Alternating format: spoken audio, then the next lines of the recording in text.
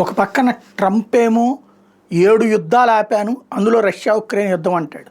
ఆ యుద్ధం ఆగకపోగా ముదురుతోంది. యూరప్ దేశాలన్నీ ట్రంప్ మాటను పక్కన పెట్టి ఉక్రెయిన్ రెచ్చగొడుతున్నాయి. ఉక్రెయిన్ని ఇంకో పక్కన తొక్కడానికి రష్యా తన సర్వశక్తులు ఒడ్డుతోంది. మొన్ననే ఒక కామెడీ మీటింగ్ కూడా అయింది. రష్యా అధ్యక్షుడు, అమెరికా అధ్యక్షుడు మీటింగ్ అయింది. అలాగే ఉక్రెయిన్ అధ్యక్షుడితో పాటుగా యూరప్ దేశాల అధ్యక్షులు కూర్చుని అటు ట్రంప్తోనే మీటింగ్ అయింది. ఇంకేముంది, యుద్ధం ఆగిపోయింది. ఇవన్నీ ఉత్తుత్తి మాటలు తప్పించి ఏమీ లేదు అన్నటువంటిది సజీవ సాక్ష్యం.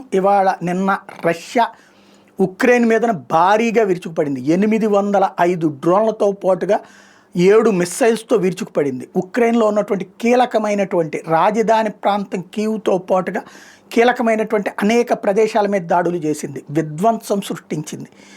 100 మంది గాయపడ్డారు. కాకపోతే అక్కడ ఆల్రెడీ యుద్ధం కారణంగా అలవాటైపోయారు కాబట్టి వాళ్ళందరూ అక్కడ ఉన్నటువంటి బంకర్లలోకి పరుగులు పెట్టారు. దాంతో ప్రాణాలు కోల్పోయిన వారి సంఖ్య తక్కువ ఉంది, బట్ గాయపడ్డ వాళ్ళు ఎక్కువ ఉంది. కానీ చిన్న చిన్న గాయాలని లెక్క వేయట్లేదు కాబట్టి 10 మంది గాయపడ్డారన్నటువంటి లెక్క చెప్పుకొస్తున్నారు. అది పక్కన పెడితే భారీ విధ్వంసమే సృష్టించింది. డ్రోన్ల యుద్ధం జరుగుతోంది.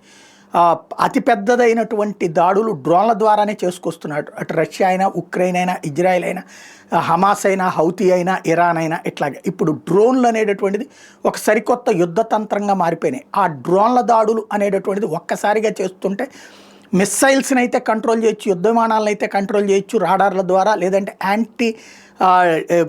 ఎయిర్ మిస్సైల్స్ ద్వారా. కానీ ఇవి వచ్చేటప్పటికి డ్రోన్లు ఒక్కొక్క మిస్సైలు ఒక్కొక్కటి 100 కోట్ల రూపాయలు ఉందనుకుంటే, కనీసం 10 కోట్ల రూపాయలు ఉందనుకుంటే ఈ డ్రోన్ ఏమో 30,000 రూపాయలు 40,000 రూపాయలతో ఉండే డ్రోన్స్. దీంతో దాన్ని ధ్వంసం చేస్తే ఇదంతా ఇక యుద్ధంలో ఆర్థికంగా మునిగిపోయే పరిస్థితి ఉంటుంది కాబట్టి అవి వాడట్లేదు. ఈలోపు వచ్చి బిల్డింగుల్ని ధ్వంసం చేసి పడేస్తున్నాయి. రష్యా చేసిన తాజా దాడి దానికి సజీవ సాక్ష్యం.